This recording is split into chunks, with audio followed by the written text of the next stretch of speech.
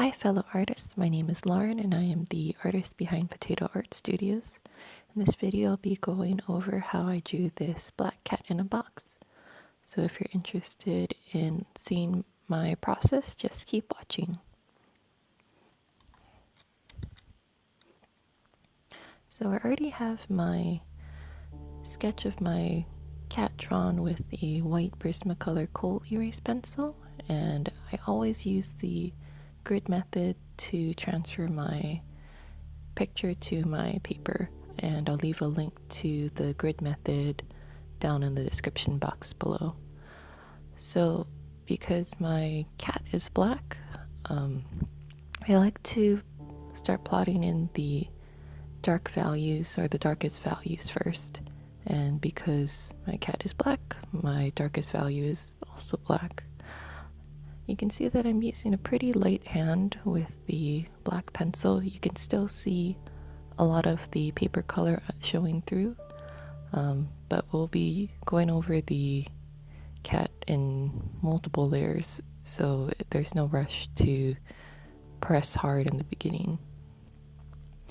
You'll see that I use a kneaded eraser to lighten up the white pencil marks as I'm coloring, and that's because the white can actually muddy up the black pencil. So I typically erase my sketch as I go. So I'll just lightly press the kneaded eraser onto the white pencil, pick up the majority of it, and then I'll color that area. And now I'm coloring a little bit of the cardboard, and again I'm using a light hand so you can still see a lot of the paper color underneath it. So I think I used between 3 and 6 layers of colored pencil to build up the full opacity that I want.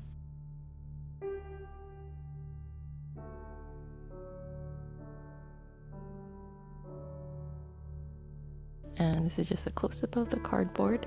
You can see that I'm using a lot of different colors for cardboard. Besides brown, I actually use a lot more green and pinks and yellows in the cardboard. And I think cardboard's kind of a unique surface to tackle because it's semi-reflective. So there's actually a lot of colors that go into cardboard. It's usually not just brown. I want to make sure that to make my cardboard look somewhat uniform, I'll be using basically the same about 8 colors throughout the entire cardboard drawing, but I'll use them in different amounts for each panel.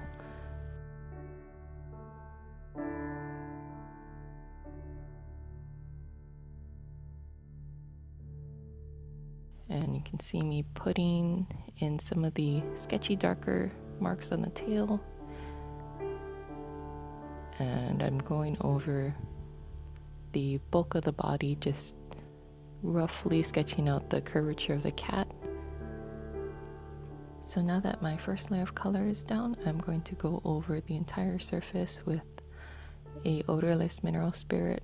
So I'm first going over the box, and it doesn't really matter what direction I go over in the box, but as I approach the cat, you'll see that I'll try to follow the curvature of the cat's body.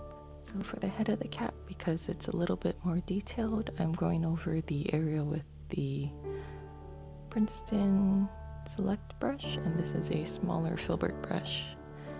And I'll leave a link to how to blend with colored pencils with odorless mineral spirits down below in the description box. The video I'll link to is by Lockery, and she explains a lot of great tips and tricks to use Gamsol, so I won't go over that here. And now that it's dried, I can start going in with the second layer of color. So I'm just darkening the face at first, and then slowly adding more color to the eyes.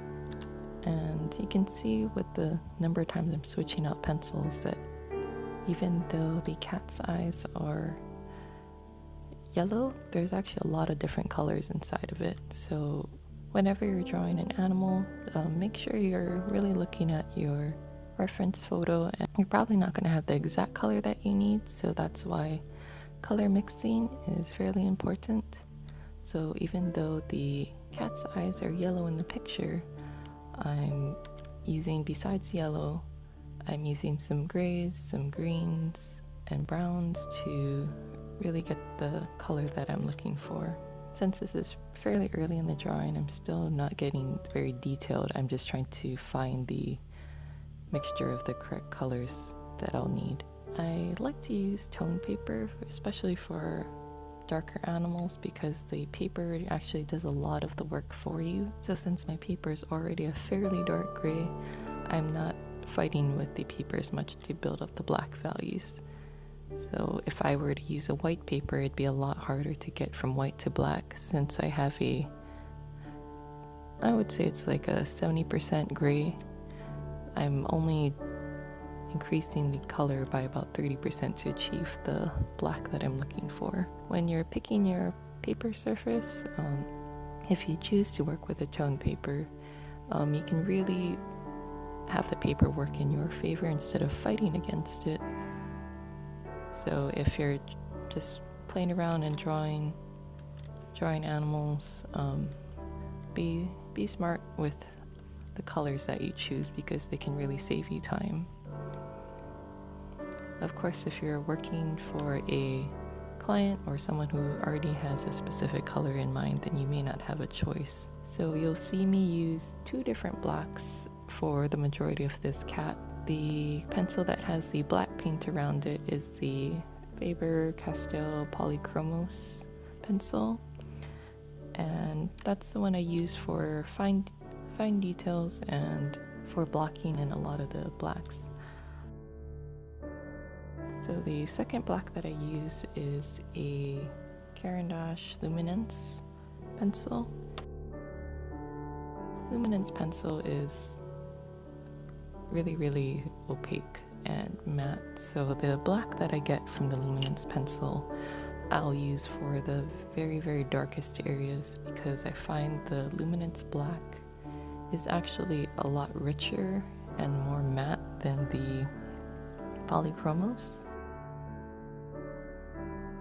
And so now at layer 2 down, we're gonna get on with the second layer of Gamsol, and I'm using that larger Royal Langnickel filbert brush and still following the curvature of the cat as I'm blending out the second layer of pencil.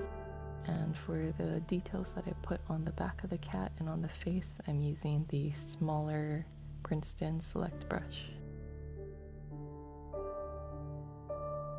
And for the very small details on the cat's face, I'm using the Creative Mark Small Detail brush.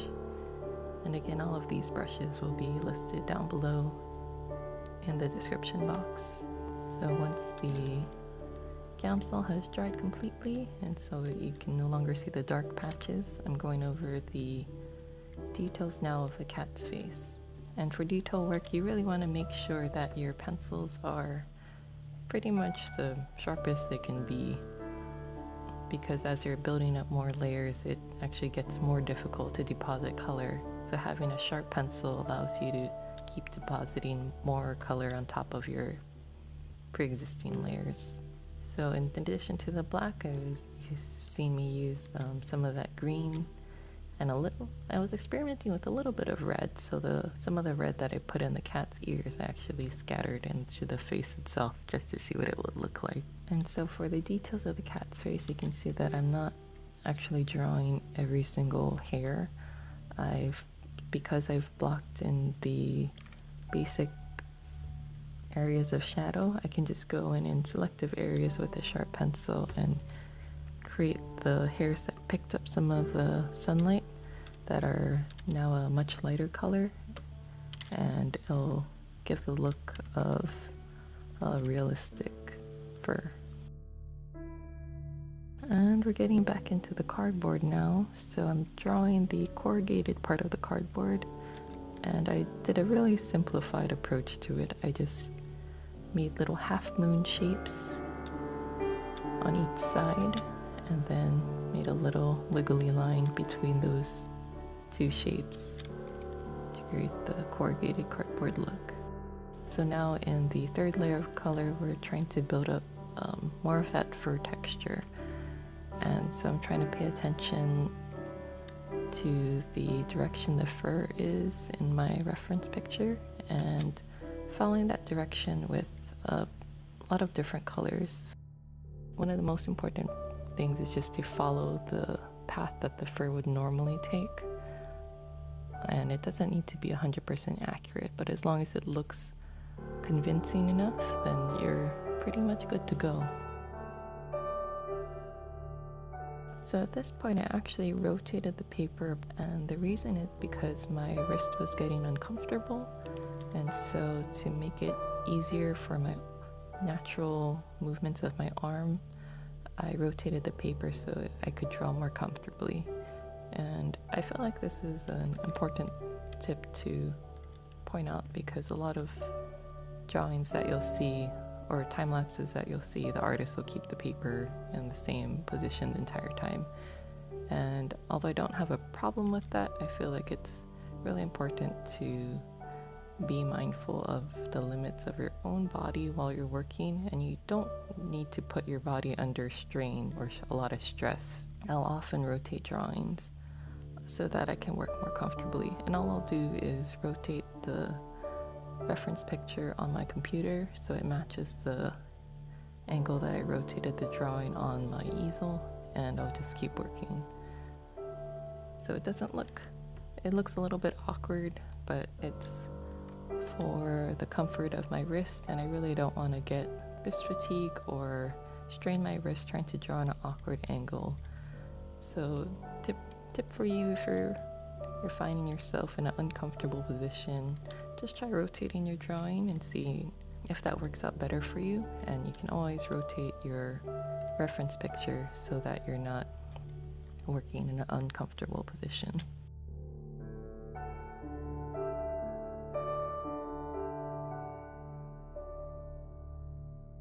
And now this is the third layer of Gamsol, and because I want to preserve a lot of the details that I worked so hard to put in, I'm using my smaller Princeton Select Filbert brush so that I reduce the chance of my details being too blurred out. And now for the best part, which is putting the final details on the cat.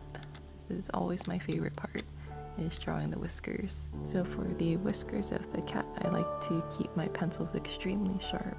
I would recommend getting a Coombe long point sharpener, and I'll leave a link to that sharpener down below.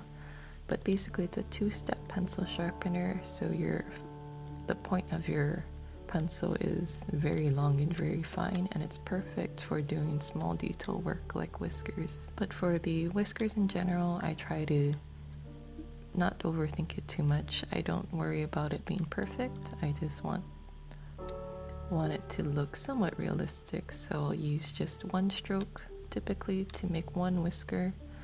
If I go over the same whisker multiple times, it'll get thick and then it'll look a little bit awkward. Just one stroke. You can practice the stroke or the mark that you plan on making on a separate piece of paper, just to make sure you got the general shape down before you do it on your final drawing. And now that I have a lot of the areas kind of blocked in where I want them, I can add a couple different colors into the black fur to make it a little bit more interesting, so you're not just looking at just a black cat. Because if I were to just use only black, it would actually be a little bit visually boring. So I'll bring in a couple different colors. So I like to tie in colors from the surrounding areas onto the animal itself if possible, and I feel like that makes it a little bit more unified. So the same grain I used in the cardboard, I'll use in the cat's back and tail and paw. So now I'm putting the finishing touches on the body, and again just trying to build up texture. So I'm using single strokes in the general direction of the fur, and I'm switching it up between different colors so my cat doesn't look as flat. Okay, so here I'm putting the final details of the cat. Again, like in my last video, the hummingbird, I want the focus of the viewer to be on typically on the face of the animal, not the body. So I'll concentrate a lot more effort onto the face of the cat. And this is the final cat. And I have all these supplies that I used in this drawing also listed down below. So in my next video, posted next week Monday, I'll be showing you how I use the grid method to transfer my reference picture onto my paper. If you're interested in seeing that, make sure you hit the subscribe button, and thank you very much for watching.